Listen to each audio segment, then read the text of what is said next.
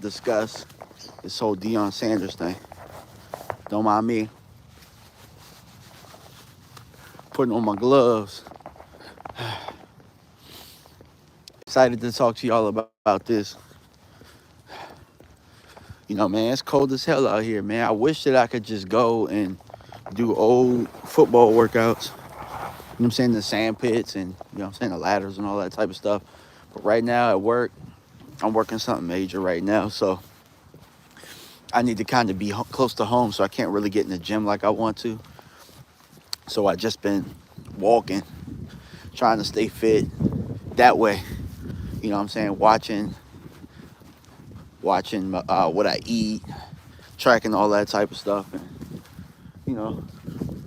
we're going to try and make this a daily habit of going live, talking to the audience, and seeing what people are thinking. But right now, Deion last night responded and confirmed that he did talk to Jerry Jones indeed.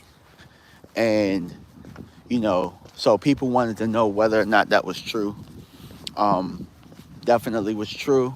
Deion confirmed it, was quoted. As you can see in the thumbnail, Adam Schefter actually reported it. So I know that last night there were a lot of people that was wondering whether or not there was some validity to all that stuff. And there was. So that puts that to bed. But what's not put to bed is, it's going to be a long process. A long process of finding a head coach and finding somebody that wants to really deal with what's going on. What's up, Mike?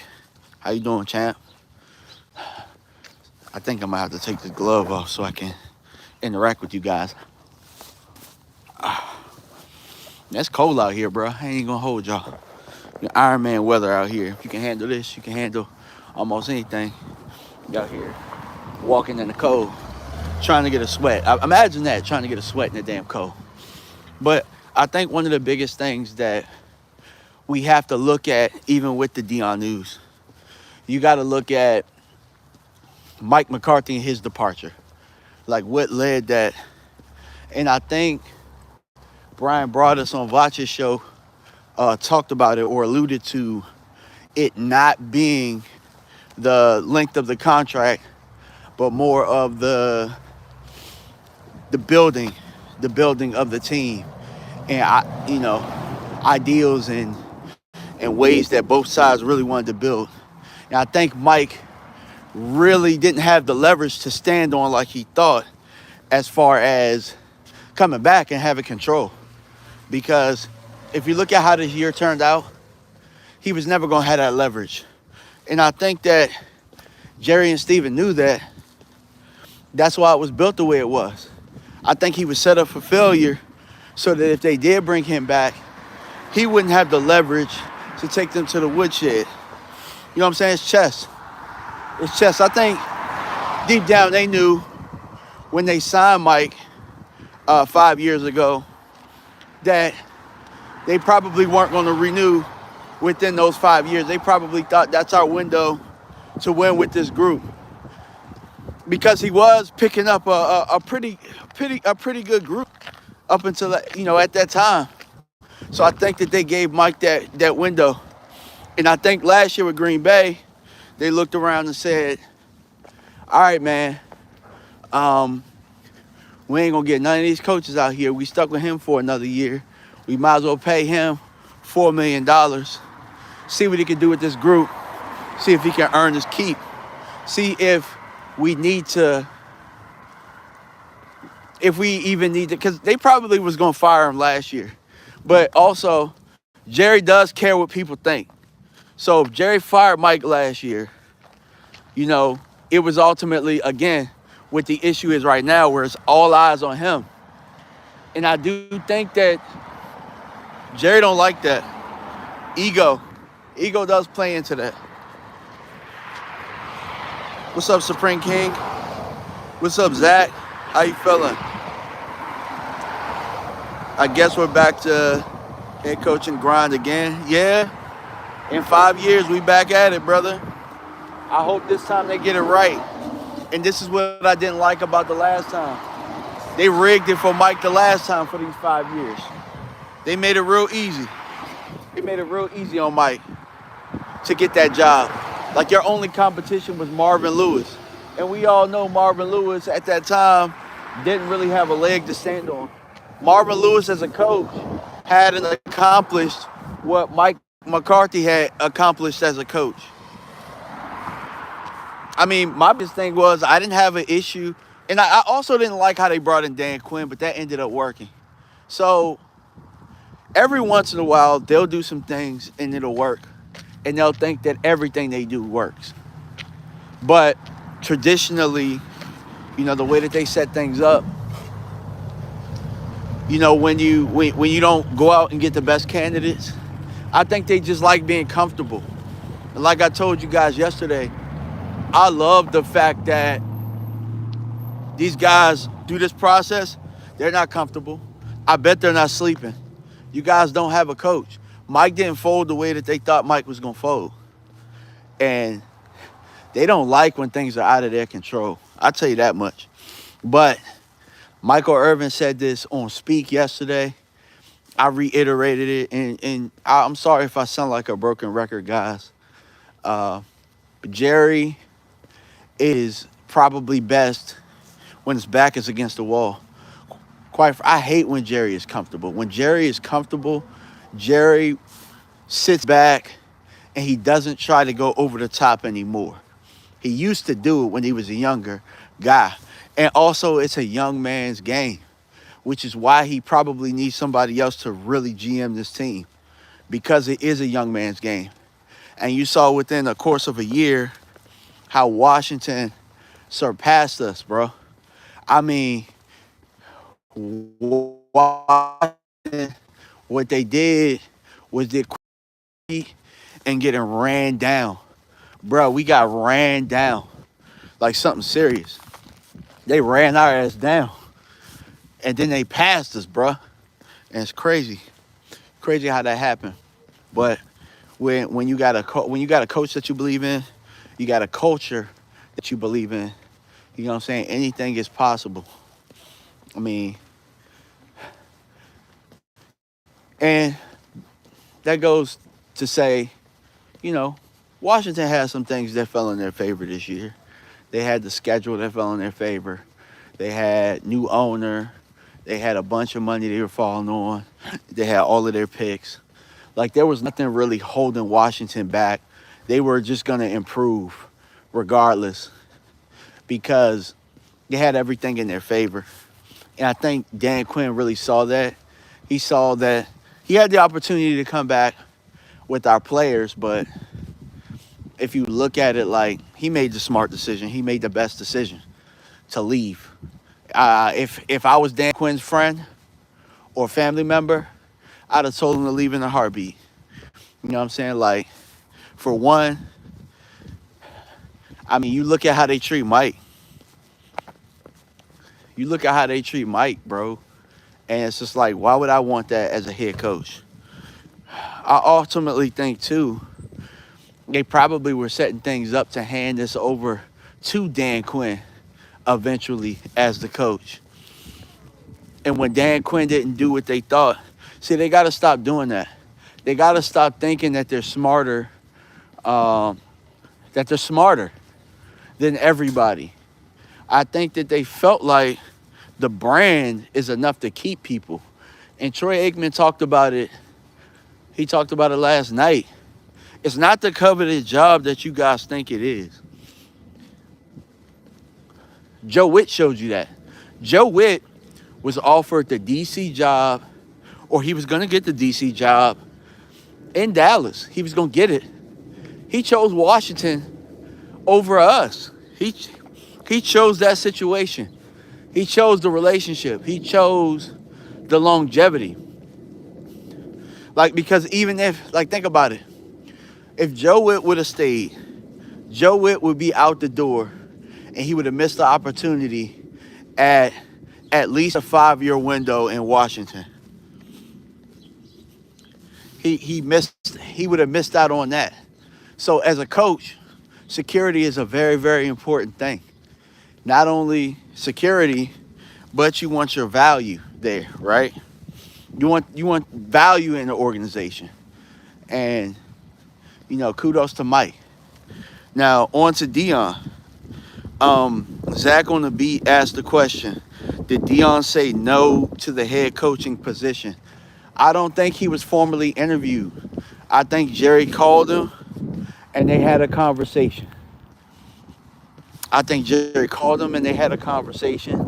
I think that it was more of a, this is what I need.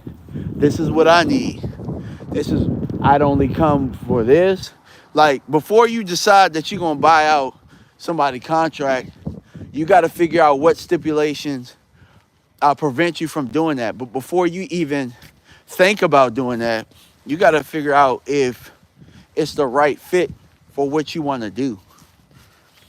And if the specifics are, you would have to pay $8 million to buy Deion out of his deal. And I'm looking at my Twitter counterparts and a lot of people, because we know Jerry is Jerry is a wealthy cheapskate. They don't assume Jerry will pay that $8 million to get Deion out of that contract, or that Deion don't have the money himself to buy it out if it makes sense.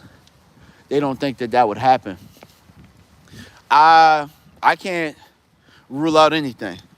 I won't rule out anything until it's completely closed. And I remember a lot of people told me that I was crazy. It wouldn't happen. DMV, he good at Colorado. Deion said he has no aspirations to coach at the pro level. DMV this, DMV that. And see, that's part of the problem. That's part of the problem with our culture in general.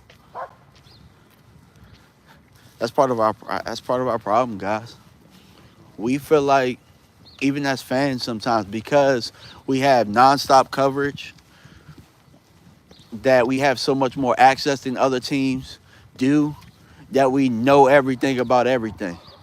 Like, I tried to explain perspective, guys. Perspective. His sons are gone. They're going to go to the NFL. And what did he say? If he had the opportunity to coach both his sons, he'd be a fool not to really think about it. But Deion is in contract with Colorado. He can't really say openly that I want to go coach in the NFL. But what Deion can do right now is use this as leverage. And I've explained this before, guys. I have left jobs that I loved working at, you know what I'm saying, for other opportunities that I didn't think that I would do. But make no mistake, family always comes first. And if you could somehow mix the two, where everybody, like your family straight and your situation straight, and you love going to work and you love what you do, you're going to do it. It doesn't matter who you are. Circumstances change all of the time. People kept saying, he's not leaving college. He's not leaving college. I tried to tell people, including Clarence Hill, ex-media member, kept telling them, dog, circumstances change all the time. Deion said the same thing at Jackson. The one thing I'm going to tell you about Deion Sanders is what you're going to get from him. You're going to get a guy that wants to win. You're going to get somebody that's going to give you his all. He's going to give the players his all. He's going to give the people that support him his all. But Deion has always served Deion. Deion has always done that. Deion has always done what was best for him. He is a servant. Don't get me wrong. But Deion has always done what was best for him. No matter what it looks like, no matter what people say, no matter how much criticism, that man is strong. He's strong in his beliefs. He's strong in his faith. and he don't give a damn about no backlash. He don't give a damn about nobody's opinion when he makes a decision. Deion makes decisions. Deion is decisive, and he does what he does. There's a reason that he and his journey have gone the way that it has gone. And Deion is a winner. He's a winner. Why wouldn't you want that for your head coach? Why wouldn't you want that for him? Everywhere he's gone has gotten better.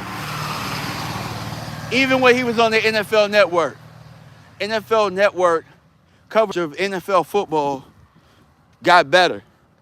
Now, again, for the people who don't believe he won't leave Colorado, I'm going to tell you this. Why would Deion leave his comfy, cushy job at the NFL Network to go coach? Because like I said, he loved them kids, bro. He loves his kids. He saw the opportunity to be able to scratch his itch and be able to coach his youngins. Deion absolutely will always be open-minded to the opportunities that the Lord is going to provide for him, bro. He always going to do it.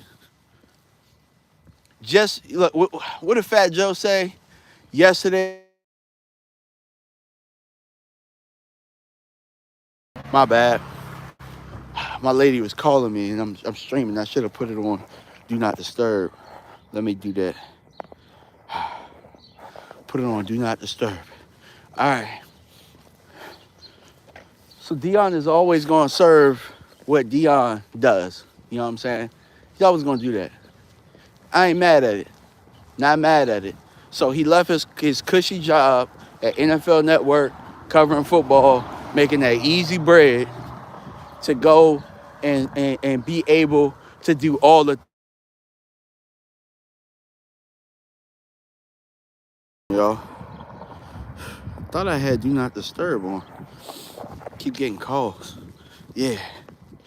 All right. So Akeem Brown said, hope all is well. Peace and blessings, chat. Yep. So you got 34 people in here, man. If y'all can, you know what I'm saying, hit that like button. Hit that like button so people know that we live. I'm also interacting, man. If y'all have questions or, you know what I'm saying, any comments, you know, this is my opportunity to really interact with people, to get my exercise in, to take my break and my mental break at work off. You know what I'm saying? My mental break. Because we all need it. And I will say this, sometimes if you feel stressed, sometimes even if you don't feel stressed, like it's cool to get out and get on a walk, man, like with nature, get some fresh air, you know what I'm saying, for your mental. It's good for that. Like you get your exercise in, you get your thoughts together. A lot of times, oh God, I almost bust my ass on this ice out here. I'm just gonna tell y'all, man, I'm dedicated. I'm dedicated to this because, how do I tell y'all? Man, I'm probably heavier than I've ever been in my life.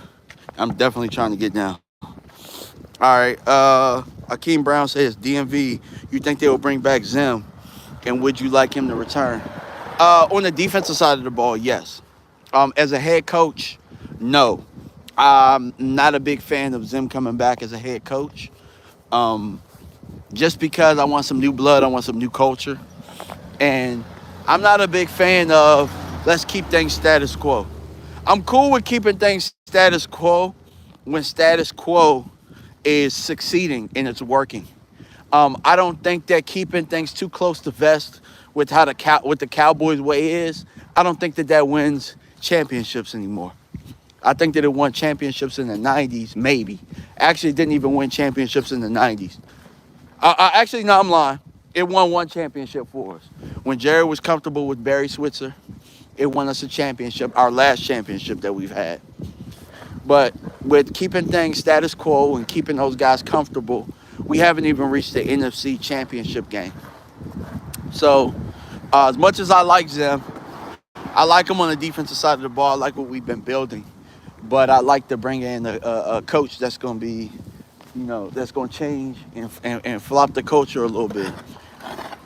I don't even think Zim really got to say so like he really wanted to, because quite frankly, this is Mike McCarthy's team. So Mike McCarthy didn't own the operation. And that's really what I want out of a coach. I want a coach that's going to own the operation. Like, we've had coaches in here with kid gloves on long enough. We've had grown men in here as the head coach with kid gloves on. We need to find a way to change that. And I don't think you just give Zim that all of a sudden. Oh, Zim, we love you. We love that you're here.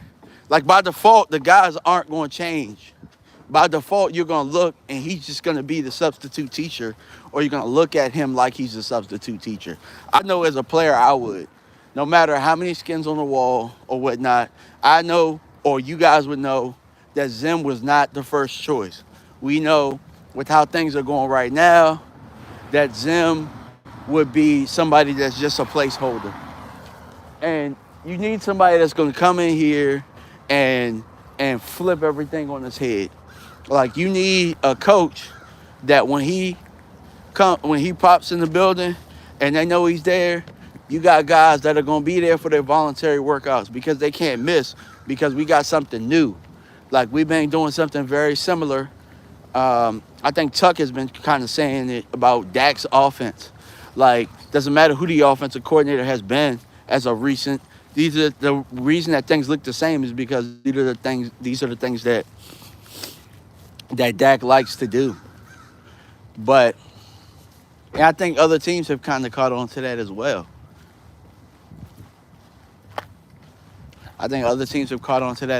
So you got to flip everything on its head, and it's got to be different, but in another direction. It's got to be forward. We got to be forward in what we do.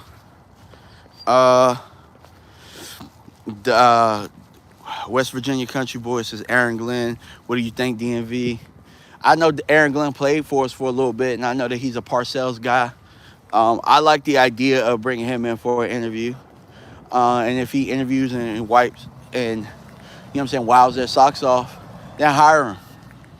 My process is about getting the best names. So Aaron Glenn is somebody that I would like them to interview, if that makes sense. Rudy B. Moore said, let's go Ravens. Ha, ha, ha. It's funny, my son is a Ravens fan. He's from Baltimore. He's born in Baltimore. My lady is from Baltimore. So I don't hate the Ravens. I tolerate them. I got to, or else I got to tolerate the Ravens to keep peace at home. T-Mac says, should we hire Bill? I don't think you should just hire Bill. Like, I think you need to see what's out there. We got to see what's out there. We can't just keep skipping the process, skipping the line, Oh, we got a super chat, $2 super chat. Thank you, West Virginia Country Boy. Appreciate you, bro. Super chats are welcome. What's up, Action Jackson? Yeah, you said we got to stop blaming Dak. I blame Dak as far as the control that he has. Like, I don't think that, and it's not anything against him per se, but Dak needs to be coached, bro. He does. Like, Dak don't know what he don't know. He came in, hit the ground running, and I don't know that there's many coaches that can come in and really tell him much unless you have success, if that makes sense. Like, even if they go and they hire Kellen Moore, what the hell?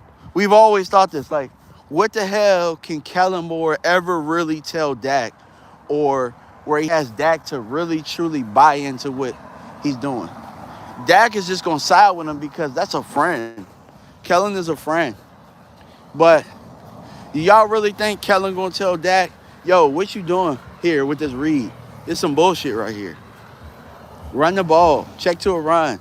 Y'all really think Kellen got the, even if he go to Philly and they win the Super Bowl as a coordinator, y'all really think Kellen can come in here and tell Dak, this is what I won a Super Bowl with. This is what we about to do. And Dak ain't going to go upstairs? Yeah, it's about having a guy with authority that owns the operation. True One said, diehard Skins fan. Please, Deion, don't go to the Cowgirls. Hey, DMV, bro, the talent is there in Dallas. Prime will get most out of them. I agree. I agree. That's why I want him. And I think that he'll get the most out of them because I think he identifies with the players. He identifies with them. He understands them. He wants to come back and reach back and give them the information that he didn't have, when he was a youngin. Deion has a purpose. And that's the one thing that I don't know if a lot of these coaches coach with a purpose. Like, I don't even care if Deion ever really wins a Super Bowl. I don't care if he may. I think he would eventually, or I think that he would get us past where the hump that we're trying to get to. I do think that. But, like, I know for me, if I were a player, I'd want to play for a coach with a purpose. Not just somebody that wants to be here because they're just coaching football. Sometimes it has to be more than just coaching football. Sometimes you got to... I think Mike McCarthy has that. And to his credit, I don't think he was ever really allowed to show that whole arsenal because, again, he didn't own the operation. They took Mike McCarthy. They were able to leverage the fact that he was out the league, and they brought him from the booth back to the field, and they offered him a cheap contract, and he took it, and, that's what it was. But I do think Mike McCarthy don't need to coach football. He don't need to coach. You know what I'm saying? His folks is good. I mean, he good as far as money and stuff is concerned. He's good there. He don't need to coach. But like I said, coaching with a purpose. Yo, what's up, man? Y'all hit you. I'm live, bro. Yeah, people just be seeing me walking around like all the time. Like, people see me and be like, yo, what's good, man? Ain't much. Chilling. What y'all got? Let's see. Akeem Brown said Dak was second in MVP last year. And here's the thing. Like we talked about, yesterday's price ain't today's price. That means that the league passed by that damn fast. It's not all his fault. We didn't really go over the top. Like I said, I thought Mike was set up to fail so they could leverage him into a cheap contract to really kind of wait for the guy that they want. I'm going to tell y'all straight up. I know what they want to do. But us fans, we need to push back. What they want to do, they want to hire and groom Jason Witten to be their Dan Campbell. He'll come in and be Dan Campbell. They want Jason Witten to be the guy. They want it to be one of their sons. They want it to be one of their sons. Boss be always talking about sons versus bastards and stuff like that. They want it to be one of their sons because you get all the credit for that. Here's the thing. Your son ain't never won nothing in the NFL. He don't even know. He don't even know what it takes to win at the NFL level. He hadn't in his whole career been to an NFC championship. And there's no way. This is why I threw it out early. See, I'm kind of the troublemaker. I'm the troublemaker in the Cowboys content creation space. Because I'm going to ask the questions that nobody really wants to ask. And they're, like, there's unwritten rules. I'm going to ask you to write the rules. That's what I'm going to do. That's why I did that video. If y'all get a chance, go back and look at it. How the hell can you really, honestly answer a question about Jason Witten being the coach and then, turn a blind eye to Deion, what Jerry did a couple months ago? Maybe it was playing poker because maybe Jerry knew this whole time. And if he is playing poker, kudos to you, sir. Jerry ain't a dummy. You don't get to where Jerry has gotten in life as a dummy. You know, Jerry takes risks. Risks got him to where he is. And I think somewhere along the line, Jerry has forgotten that sometimes. I think he likes to tell us that, but I don't think Jerry likes being uncomfortable. He was comfortable with McCarthy, guys. Right now, I know he's losing sleep. Has to be losing sleep. Because for the first time in a long time, Jerry is not in control of a situation. And he's going to have to wait. And he's going to have to play things. And he's going to have to play things the right way. It's all on him.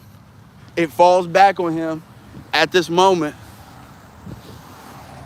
And we see it. There's nobody to blame. There's no Garrett.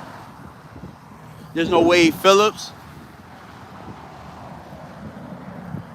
There's no more Amari Cooper. You know what I'm saying? Zeke is now gone. Like, all of the people that we kept blaming over the years, all of the coordinators, right now we need a coach. The coach that you thought was going to fall for the okie doke.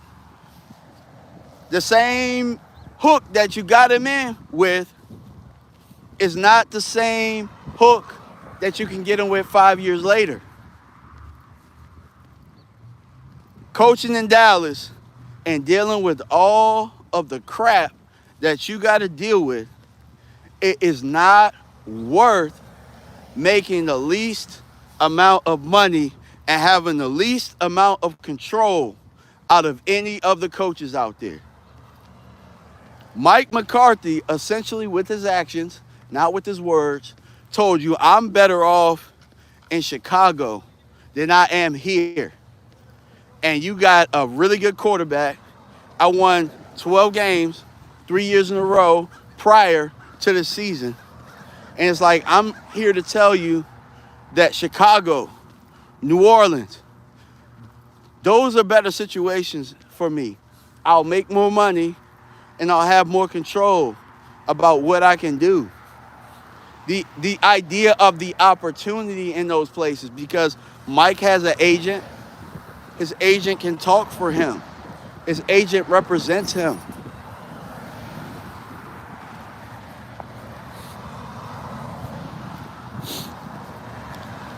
See, Action Jackson, I think it's as simple as running the ball. We can win with Dak easily with the balanced offense. And I feel you, DMV. Yeah, that's all. Yeah, absolutely, bro. And so it's going to take a coach that's going to make us have to do that. That's why I don't want John Gruden. Anytime somebody brings John Gruden up to you, it's a bunch of bullshit. John Gruden throw the ball more than anybody. I think everybody wants to remember the Super Bowl version of John Gruden because they had Brad Johnson at quarterback. If John Gruden comes in here with Dak Prescott, we throwing the damn ball, bro. We throwing the ball. John Gruden, like, y'all got to remember, dog. John Gruden coached my cousin Charlie multiple times. You want to know why Charlie was as good as a receiving threat? Why he was as good of a receiving threat? He said it on my channel when I interviewed him. John Gruden had him line up outside as a running back against, I think it was Troy Vincent or whoever the corners were in Philadelphia at the time. John Gruden was the one who got him, you know what I'm saying? So why would you take a running back and have him run routes against DBs? You got to remember Holmgren, him, Andy Reid, all those guys. Green Bay, they wasn't running the football. I bet you y'all can't even name their running back when they won their Super Bowl. I forgot his damn name. But I could tell you receiver. I could tell you Antonio Freeman was their best receiver. I know they had Desmond Howard. And they had somebody else, I forget. But I could tell you that John Gruden is a West Coast guy, just like McCarthy, without the success. If you bring in John Gruden, you might as well have brought McCarthy back. I saw somebody say it on Twitter. We're going to run the ball with John Gruden. Shit. No, we not. That's a lie. That's a lie. That is not true. Or, you know what? Nah, I'm not even going to ask for proof. Bruh, y'all got to understand, I idolized my cousin back with the Raiders. I idolized him. In 2002, they had a hell of a run with Rich Gannon. They had a hell of a run with Rich Gannon. Rich Gannon, Jerry Rice, Tim Brown, Charlie, Tyrone Wheatley. Actually, no, that was Bill Callahan when they had to run. But John Gruden is who built that team. John Gruden's who built that team, and Callahan took it over. So I had to correct myself there. But the makeup of that team, and Bill Callahan is the guy that will run the ball and build the line and stuff like that. But the Raiders stayed status quo with what they had, and they stayed in that West Coast. Now, if you remember, Tampa Bay was a lot of West Coast stuff with Brad Johnson. Like, all they really did, they took Tony Dungy's team, and they took Tony Dungy's team, and they won with that team where they just played defense. And then when that team really started becoming Gruden's, that team started losing like hell. Go look at John Gruden's records, bruh. Like, y'all see what year we had this year? Like, for the most part, like, the year we had this year is about 75% of John Gruden's years as a head coach in the NFL. I don't know why people act like John Gruden was just this great coach. John Gruden is not a great coach. I don't even know if you call John Gruden a good coach. See, and this is not me like I'm not really trying to kill a candidate. But I'm just saying there are coaches right now that have been coaching and allow them the process, the due process to, you know what I'm saying, at least, you know, John Gruden should be probably like the 7th or 8th name that's brought up. I even heard Pete Carroll. Bro. Like, y'all don't remember Pete Carroll, old ass got chased out of Seattle? Y'all don't remember that? Bruh, why do we keep trying to get people? Now, if we're going to try and get somebody that's chased out of somewhere, let's get somebody that's young, that's still coaching, that's a coordinator, that turned it around, like Brian Flores. Hell, I'd even offer Cliff Kingsbury. Cliff Kingsbury is higher on my list than Pete Carroll and John Gruden. It's like, why? Because the league has changed. Last year, Dak was an MVP candidate, was second in MVP voting. He was second team, All-Pro.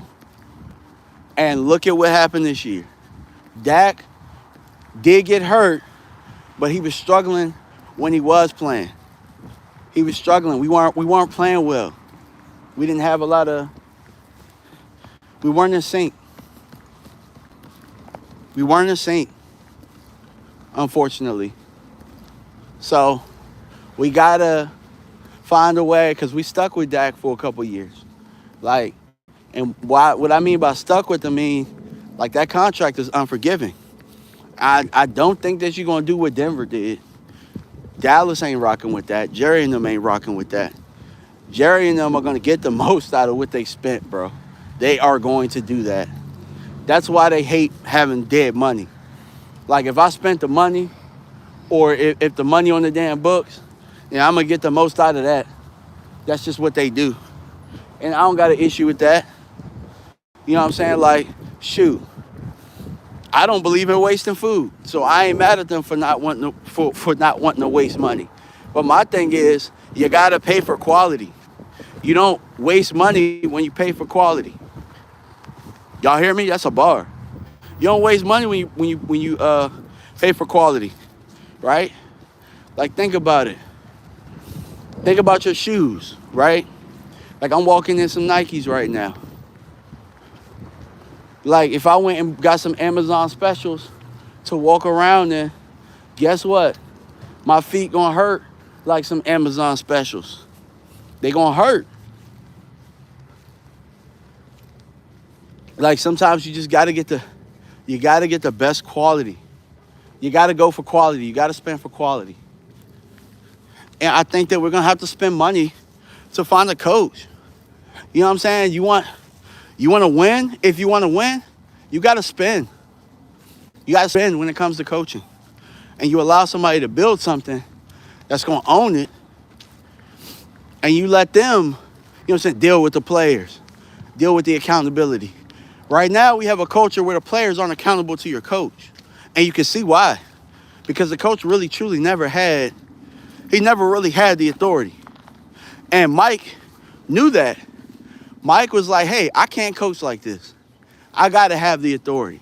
I have to have the authority.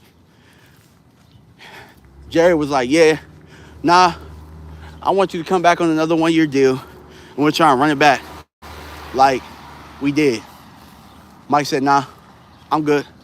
I'm good with that. And I get that. I get that wholeheartedly. You want to be valued. You want to be valued wherever you go.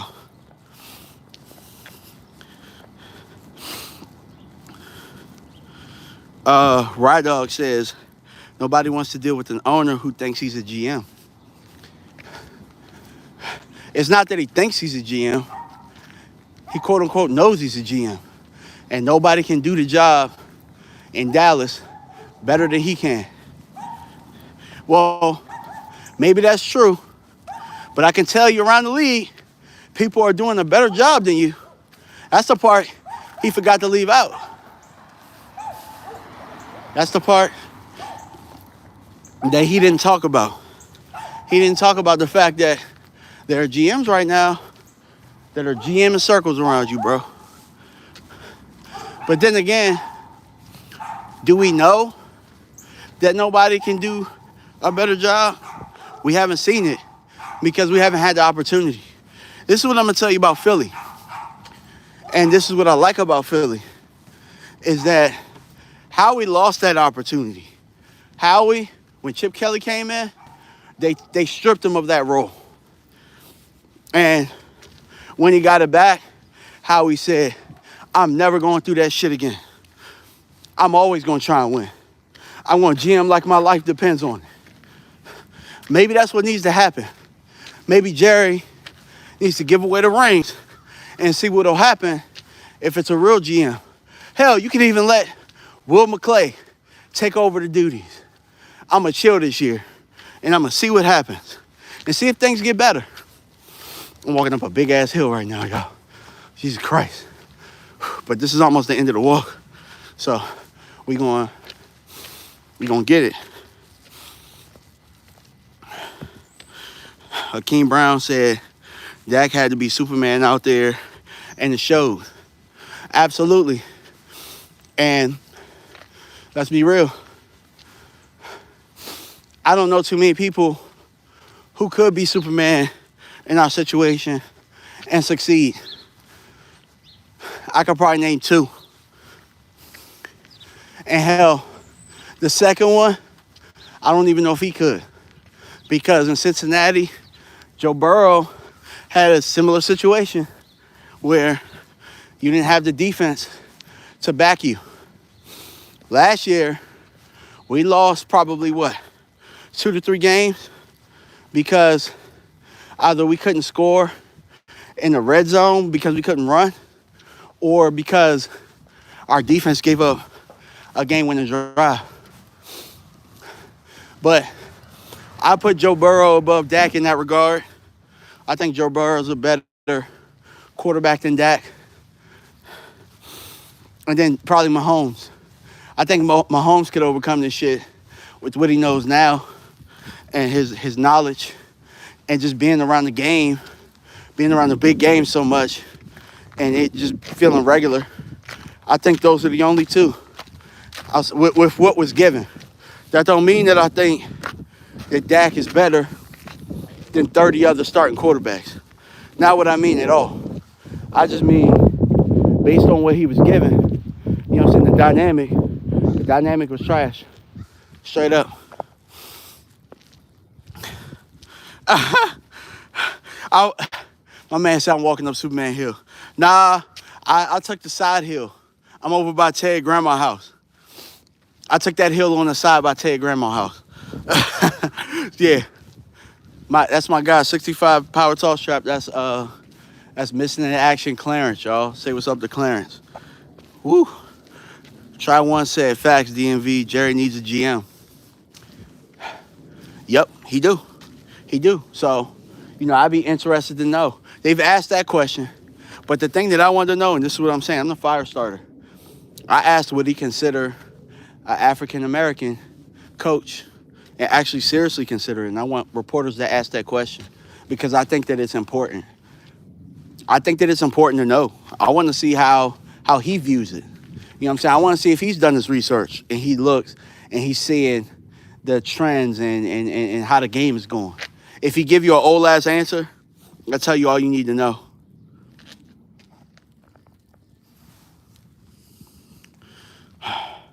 Rod Dog said, what about all the Deion rumors? Does that mean Shador?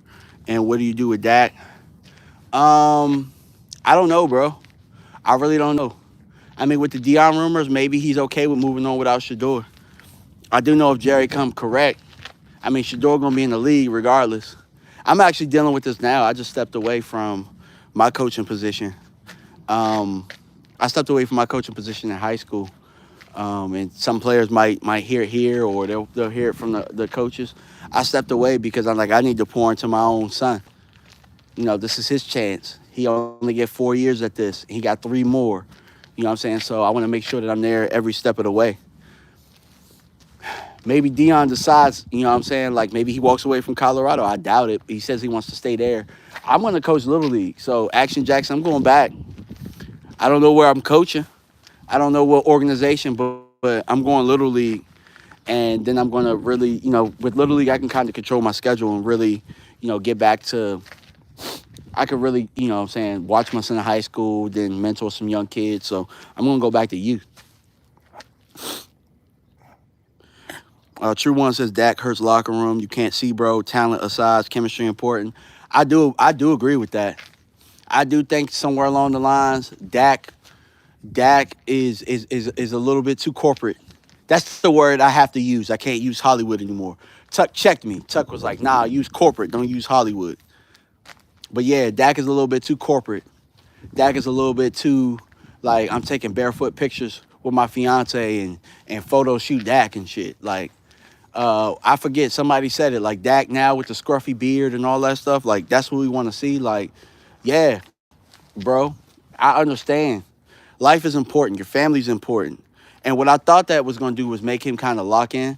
But I don't think Dak was prepared for this year. I think everybody thought this was going to be easy. I think we thought that we were that much further ahead than Washington. I think, that's what we thought. Washington, Philly, I think we thought we was going to run it back real easy. And it didn't happen. But yeah, I got to head on out, guys. My phone's on 2%, so I don't want to. I want to make sure that I end this on my own. But I appreciate y'all for the walk, and I'll see you guys tomorrow around the same time. All right, peace.